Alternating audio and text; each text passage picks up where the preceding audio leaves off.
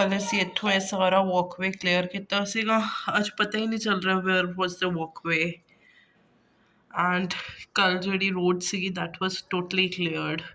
ਅੱਜ ਰੋਡ ਵੀ white white ਹੋਈ ਹੋਈ ਹੈ। ਰਾਤੀ ਕਾਫੀ ਜ਼ਿਆਦਾ ਸਨੋਫਾਲ ਹੋਈ ਹੈ।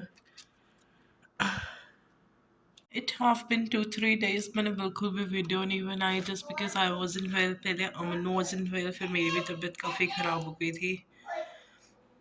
तो now I resumed, though I'm not well, but still I started making video। and winters बहुत ज़्यादा depressing होंदी हैं and I was a little depressed कि किवें चीज़ां होणगियां किवें नहीं होणगियां। I was a little depressed, इस करके मेरा वीडियो बनाने ते मन ही नहीं किया। ਤੇ ਇਹ ਮੈਂ ਉਹ ਵਾਲੀ ਵੀਡੀਓ 'ਚ ਅਟੈਚ ਕਰ ਦਾਂਗੀ ਜਸਟ ਟੂ ਟੈਲ ਯੂ ਕਿ ਲਾਈਕ ਮਤਲਬ ਕਿਵੇਂ ਕਿਵੇਂ ਦੀਆਂ ਫੀਲਿੰਗਸ ਆਉਂਦੀਆਂ ਵੈਨ ਯੂ ਲੀ। ਅੱਜ ਸਿੰਸ ਮੈਂ ਥੋੜ੍ਹਾ ਜਿਹਾ ਫਰੀ ਸੀ ਤੇ ਮੈਂ ਸੋਚ ਰਹੀ ਸੀ ਤੁਹਾਡੇ ਨਾਲ ਥੋੜ੍ਹਾ ਜਿਹਾ ਕੁਝ ਡਿਸਕਸ ਕਰਾਂ। ਇਨੀਸ਼ੀਅਲੀ ਇੱਥੇ ਆ ਕੇ ਤੇ ਬੜਾ ਡਿਪਰੈਸਿੰਗ ਜਿਹਾ ਫੀਲ ਹੋਇਆ ਜਸਟ ਬਿਕਾਜ਼ ਪੂਰਾ ਘਰ ਖਾਲੀ ਸੀਗਾ ਐਂਡ ਇੰਡੀਆ 'ਚ ਵੀ ਹੈਵ ਆਲਮੋਸਟ ਐਵਰੀਥਿੰਗ ਇਨ ਅਬੰਡੈਂਸ। ਤੇ ਮਤਲਬ ਲਾਈਕ ਉਹ ਬੜਾ ਡਿਪਰੈਸਿੰਗ ਜਿਹਾ ਸੀਗਾ। ਫਿਰ ਮੈਨੂੰ ਸਾਰਿਆਂ ਦੀ ਯਾਦ ਆਈ ਮਤਲਬ like means our forefathers ਜਦੋਂ ਉਹਨਾਂ ਨੂੰ ਪਾਕਿਸਤਾਨ ਤੋਂ ਇੰਡੀਆ ਆਉਣਾ ਪਿਆ। ਲਾਈਕ ਅਸੀਂ ਵੀ ਮੇਡ ਦਿਸ ਡਿਸੀਜ਼ਨ ਵਿਲਫੁਲੀ। ਸਾਨੂੰ ਪਤਾ ਸੀਗਾ ਕਿ ਅਸੀਂ ਕੀ ਕਰਨ ਜਾ ਰਹੇ ਹਾਂ। ਵੀ ਨਿਊ ਦਿਸ ਕਿ ਸਾਡੇ ਕੋਲ ਉੱਥੇ ਕੁਛ ਨਹੀਂ ਹੋਏਗਾ। We have to start with zero. But ਜਦੋਂ ਪਾਰਟੀਸ਼ਨ ਹੋਇਆ ਇੰਡੀਆ ਪਾਕਿਸਤਾਨ ਦਾ ਉਦੋਂ ਜਿਹੜੀਆਂ families like they have to leave their native place ਉਹਨਾਂ ਲਈ ਕਿੰਨਾ ਡਿਫਿਕਲਟ ਰਿਹਾ ਹੋਏਗਾ। ਸਾਡੇ ਕੋਲ ਤੇ ਅੱਜ ਦੀ ਡੇਟ 'ਚ ਬਹੁਤ ਸਾਰੀਆਂ ਲਾਈਕ ਫੈਸਿਲਿਟੀਜ਼ ਨੇ ਬਟ ਉਦੋਂ ਤੇ ਕੋਈ ਫੈਸਿਲਿਟੀ ਵੀ ਨਹੀਂ ਸੀਗੀ। ਤੇ I just kept my self motivated with this feeling ਕਿ ਜਦੋਂ ਉਹ ਲੋਕ ਸਾਡੇ ਫੋਰ ਫਾਦਰ ਸਰਵਾਈਵ ਕਰ ਸਕਦੇ ਨੇ ਤੇ ਫਿਰ ਸਾਡੇ ਵਿੱਚ ਉਹਨਾਂ ਦਾ ਹੀ ਬਲੱਡ ਹੈ। ਅਸੀਂ ਲੋਕ ਵੀ ਆਪਣੇ ਆਪ ਨੂੰ ਮੋਟੀਵੇਟਡ ਰੱਖਦੇ ਹਾਂ। ਕੋਈ ਗੱਲ ਨਹੀਂ, ਸਾਨੂੰ ਜ਼ੀਰੋ ਤੋਂ ਸਟਾਰਟ ਕਰਨਾ ਪੈ ਰਿਹਾ। ਇਟਸ ਓਕੇ ਦੋ ਵੀ ਨਿਊ ਦਸ ਬਟ ਫਿਰ ਵੀ ਥੋੜ੍ਹੇ ਜਿਹਾ ਟਾਈਮ ਲਈ ਡਿਪਰੈਸ਼ਨ ਆ ਜਾਂਦਾ ਹੈ। ਤੇ ਫਿਰ ਮੈਂ ਕੁਛ ਯਾਦ ਕੀਤਾ and I just felt okay ਕਿ ਠੀਕ ਹੈ we are at much better position. ਠੀਕ ਹੈ we made this decision and ਠੀਕ ਹੈ ਇਟਸ ਆਲ ਫਾइन, ਸਭ ਅੱਛਾ ਹੈ। ਉਹ ਇੰਡੀਆ ਵਾਲਿਓ ਫਟਾਫਟ ਵੀਜ਼ਾ ਲਗਵਾਓ ਐਂਡ ਆਓ ਸਾਡੇ ਕੋਲ। We are waiting for you, we are missing you all. ਜਦੋਂ ਮੈਂ ਇੰਡੀਆ ਤੋਂ ਲਾਈਕ ਅਸੀਂ ਲੋਕ ਛੋੜ ਕੇ ਆਏ ਸੀਗੇ ਨਾ ਵੀ ਵਰ ਕੁਆਇਟ ਕੌਨਫੀਡੈਂਟ ਕਿ ਹਾਂ ਨਹੀਂ ਸਾਨੂੰ ਪਤਾ ਹੈ ਥੋੜ੍ਹਾ ਵੀ ਡਿਪਰੈਸ਼ਨ ਨਹੀਂ ਹੋਏਗਾ। We are happy moving there. But ਜਦੋਂ ਅਸੀਂ ਇੱਥੇ ਵਾਲੇ ਘਰ 'ਚ ਆਏ and it was all empty ਤੇ ਨੋ ਲਾਈਕ ਬੜੀ ਡਿਪਰੈਸਿੰਗ ਜੀ ਅਜੀਬ ਜੀ ਫੀਲਿੰਗ ਸੀਗੀ ਵਿਚ ਆਈ ਕਾਂਟ ਐਕਸਪਲੇਨ। ਮਤਲਬ ਉਹ ਐਵੇਂ ਦੀ ਫੀਲਿੰਗ ਸੀਗੀ ਲਾਈਕ ਕਿ ਦੱਸ ਅਸੀਂ ਇਸ ਕਰਕੇ ਛੋੜ ਕੇ ਆਏ ਸੀਗੇ ਸਾਰਾ ਕੁਛ। ਉੱਥੇ ਸਾਡੀ ਅੱਛਾ ਖਾਸਾ ਸਭ ਕੁਝ ਸੈੱਟ ਸੀਗਾ ਤੇ ਅਸੀਂ ਐਵੇਂ ਮੂੰਹ ਚੱਕ ਕੇ ਇੱਥੇ ਆ ਗਏ। ਬਟ ਹੌਲੀ ਹੌਲੀ ਸਾਰਾ ਕੁਛ ਗ੍ਰੈਜੂਅਲੀ ਸੈੱਟ ਹੋ ਜਾਏਗਾ।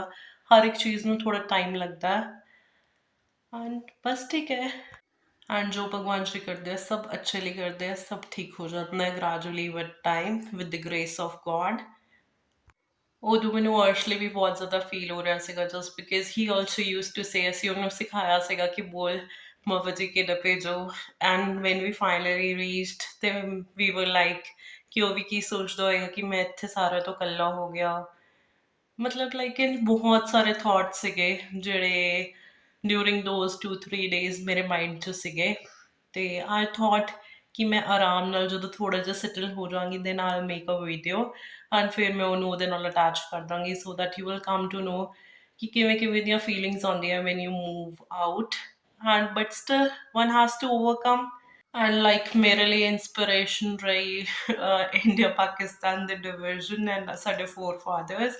I just thought about them because my grandma she used to tell us about the partition and the hardships they faced and similarly double V ਉਹਨਾਂ ਨੇ ਵੀ ਕਈ ਵਾਰੀ ਸਾਨੂੰ ਦੱਸਿਆ ਕਿ ਕਿਵੇਂ ਕਿਵੇਂ ਡਿਵੀਜ਼ਨ ਹੋਇਆ। ਦੇ ਆਲਸੋ ਮਾਈਗ੍ਰੇਟਡ ਫਰੋਮ ਪਾਕਿਸਤਾਨ ਨਾ। ਮਾਏ ਨਾਨਾ ਜੀ ਨੇ ਵੀ ਬਹੁਤ ਕੁਛ ਦੱਸਿਆ ਸੀ ਡਿਵੀਜ਼ਨ ਬਾਰੇ ਕਿ ਡਿਵੀਜ਼ਨ ਤੋਂ ਪਹਿਲੇ ਇਸ ਤਰ੍ਹਾਂ ਹੁੰਦਾ ਸੀ ਉਸ ਤਰ੍ਹਾਂ ਹੁੰਦਾ ਸੀ ਉਹਨਾਂ ਦਾ ਘਰ ਐਂਡ ਦੇ ਅਲਟੀਮੇਟਲੀ ਕੇਮ ਐਂਡ ਉੱਥੇ ਉਹਨਾਂ ਨੇ ਇੱਥੇ ਆ ਕੇ ਸਾਰਾ ਕੁਛ ਜ਼ੀਰੋ ਤੋਂ ਸਟਾਰਟ ਕੀਤਾ। ਉੱਥੇ ਸਾਡੇ ਕੋਲ ਆਲਵੇਜ਼ ਲਾਈਕ ਮੰਮਾ ਸੀ ਪਾਪਾ ਸੀ ਮੰਮਾ ਜੇ ਪਾਪਾ ਜੇ ਅਮਨ ਚਾਚਾ ਅਮਨ ਚਾਚੀ ਆਲਵੇਜ਼ ਸਾਡੇ ਅਰਾਊਂਡ ਸੀਗੇ ਐਂਡ ਇੱਥੇ ਕੋਈ ਵੀ ਨਹੀਂ ਸੀਗਾ। ਇੰਡੀਆ ਵਾਲੇ ਉਹ ਫਟਾਫਟ ਆਪਣਾ ਵੀਜ਼ਾ ਲਗਵਾਓ ਐਂਡ ਆਓ ਸਾਡੇ ਕੋਲ। It's next day evening. Actually ਉਸ ਤੋਂ ਪਹਿਲੇ ਵਾਲਾ ਦਿਨ ਜਦੋਂ ਮੈਂ ਥੋੜਾ ਜਿਹਾ ਪਾਰਟ ਵੀਡੀਓ ਦਾ ਸ਼ੂਟ ਕੀਤਾ ਸੀ when I told that Chinese lady ਜਿਹੜੇ ਸਾਡੇ ਨੇਬਰ ਨੇ ਸ਼ੀ ਕਲੀਨਸ ਆਰ ਸਨੋ, ਉਹ ਆਪਣੇ ਆਪ ਕਲੀਨ ਕਰਕੇ ਚਲੇ ਜਾਂਦੇ ਆ ਤੇ ਸਾਨੂੰ ਪਤਾ ਵੀ ਨਹੀਂ ਚੱਲਦਾ। ਉਸ ਨਾਈਟ ਨੂੰ ਅਸੀਂ ਜਲਦੀ ਸੋ ਗਏ ਸੀ, ਅਰਾਊਂਡ 5 o'clock ਅਰਸ਼ ਸੋ ਗਿਆ ਸੀਗਾ ਐਂਡ ਨੈਕਸਟ ਡੇ ਮਾਰਨਿੰਗ ਹੀ ਉੱਠਿਆ ਅਰਸ਼ ਵੀ। ਐਂਡ ਅਸੀਂ ਲੋਕ ਵੀ ਫਿਰ ਥੋੜ੍ਹਾ ਜਲਦੀ ਸੋ ਗਏ ਸੀ, ਇਸ ਕਰਕੇ I was unable to continue with the video.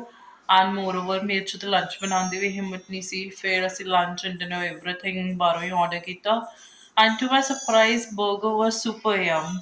Even McD and ਜਿਹੜਾ ਬਰਗਰ ਕਿੰਗ ਇੰਡੀਆ ਦਾ ਹੈਗਾ ਉਹਨਾਂ ਨੂੰ ਵੀ ਫੇਲ ਕਰਤਾ। ਜਿਹੜੇ ਇੰਡੀਆ ਦੇ ਅਸੀਂ ਲੋਕਲ ਸਭ ਤੋਂ ਅੱਛੇ ਵਾਲੇ ਬਰਗਰਸ ਵੀ ਖਾਏ ਸੀਗੇ ਉਹਨਾਂ ਨਾਲੋਂ ਵੀ ਅੱਛਾ ਬਰਗਰ ਸੀਗਾ। It was a noodle burger with aloo tikki, ਪਰ ਬਹੁਤ ਹੀ ਯਮੀ ਸੀਗਾ। ਐਂਡ ਉਸ ਦੇ ਨਾਲ ਅਸੀਂ ਮੰਗਵਾਏ ਸੀ ਚਨੇ ਭਟੂਰੇ, ਜਿਹੜੇ ਕਿ ਹੱਲੇ ਵੀ ਪਏ ਹੋਏ ਆ ਜਸਟ ਬਿਕਾਜ਼ ਇੰਡੀਆ 'ਚ ਨਾ ਕਦੀ ਮੈਂ ਖਾਏ ਸੀ ਚਨੇ ਭਟੂਰੇ, ਨਾ ਕਦੀ ਅਮਨ ਨੇ ਖਾਏ ਸੀਗੇ, ਤੇ ਅਸੀਂ ਇੱਥੇ ਆ ਕੇ ਚਨੇ ਭਟੂਰੇ ਮੰਗਾ ਲਏ, ਉਹ ਵੀ ਪਏ ਹੋਏ ਆ ਹੱਲੇ। ਐਂਡ ਅੱਜ ਅਸੀਂ ਡਿਨਰ 'ਚ ਉਹੀ ਖਾਵਾਂਗੇ। ਐਕਚੁਅਲੀ ਮੈਨੂੰ ਇੰਨਾ ਜ਼ਿਆਦਾ ਡਿਪਰੈਸ਼ਨ ਹੋ ਗਿਆ ਸੀਗਾ ਕਿ ਦੱਸੋ, ਅਸੀਂ ਇੰਡਸਟ੍ਰੀ 'ਚ ਪੂਰਾ ਭਰਿਆ ਹੋਇਆ ਘਰ ਛੱਡ ਕੇ ਇੱਥੇ ਆ ਗਏ ਐਂਡ ਇਟਸ ਟੋਟਲੀ ਐਮਟੀ, ਮਤਲਬ ਇੰਜ ਪੂਰਾ ਖਾਲੀ ਘਰ। ਤੇ ਨਾ ਮੈਨੂੰ ਇੰਨਾ ਜ਼ਿਆਦਾ ਸੋਚ ਕੇ ਡਿਪਰੈਸ਼ਨ ਹੋ ਰਿਹਾ ਸੀਗਾ। ਉਸ ਚੱਕਰ 'ਚ ਬਿਮਾਰ ਬਮੂਰ ਹੋ ਗਏ ਸੀ ਲੋਕ।